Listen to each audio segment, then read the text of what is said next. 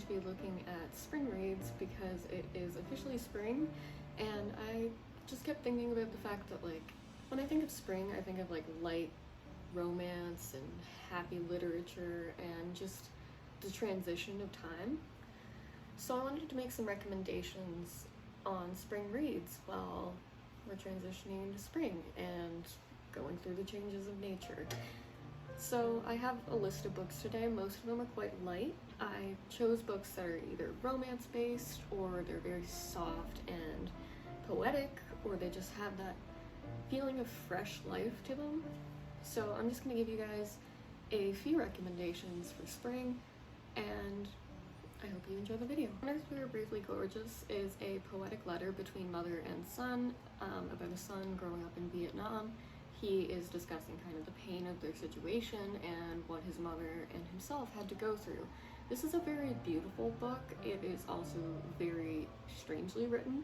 I can see a lot of people not liking how this is written. I noticed when I was reading it, I sometimes struggled with figuring out where in time we were, but I think the whole story together is really beautiful and really worth pushing through that so that you can experience everything that's going on. Second book on my list is These Violent Delights by Chloe Gong. These Violent Delights is a Romeo and Juliet retelling that takes place in 1926 Shanghai. Romeo and Juliet's situation is between two rival gangs, and two of the members fall in love with each other, and we are aware that they've had a previous relationship, but it's caused issues, so they had to end it.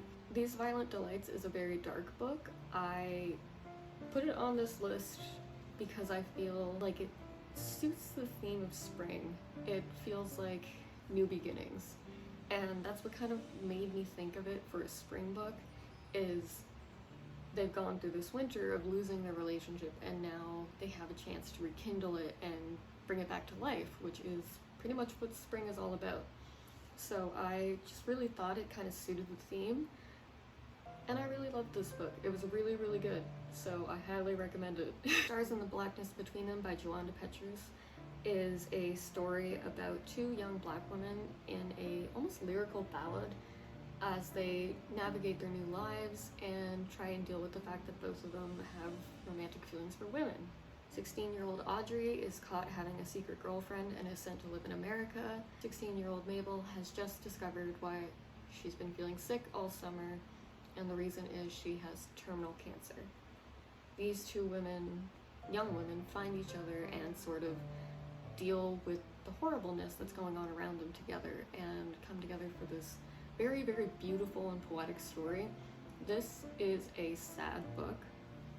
Again, I said I was keeping it light, but at the same time I'm realizing that I don't necessarily think spring is light, because spring means new beginnings and changes, and not all changes are really good, but this also brings a new relationship into both of these women's lives and really changes how they feel about themselves and each other, and I think it was a very beautiful book. I highly recommend it.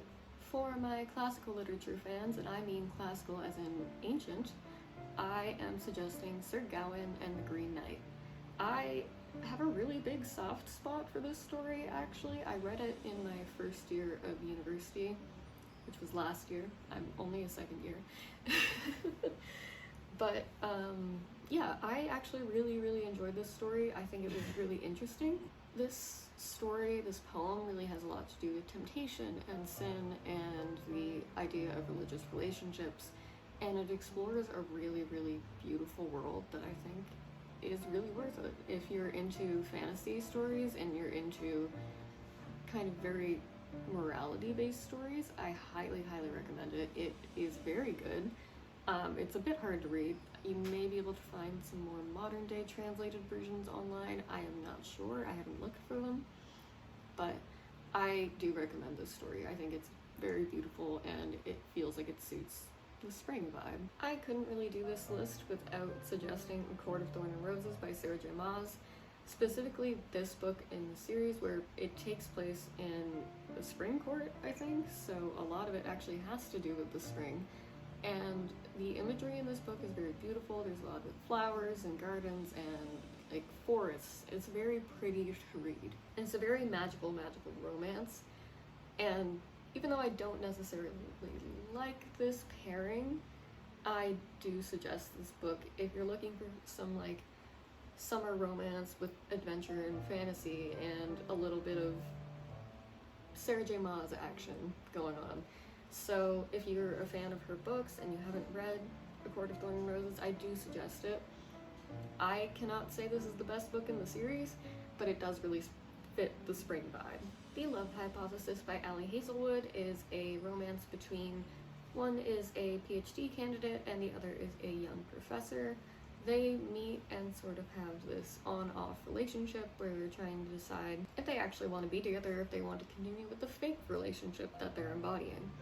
So this book was just really fun and it was really sweet, so I think if you are looking for that light spring vibe, this is the one to go with. It's romantic, it's sweet, it hardly gets dark. There's some stuff towards the end that's a bit dark, but it's a very light and gentle on the soul book, and I think it's really good to read. I loved it. Next book is Neon Gods by Katie Robert. Really enjoyed this book, and it was the first like spicy book I've ever read, but this book was just fun. Like, if you're just looking to have fun with a book, this book's fun.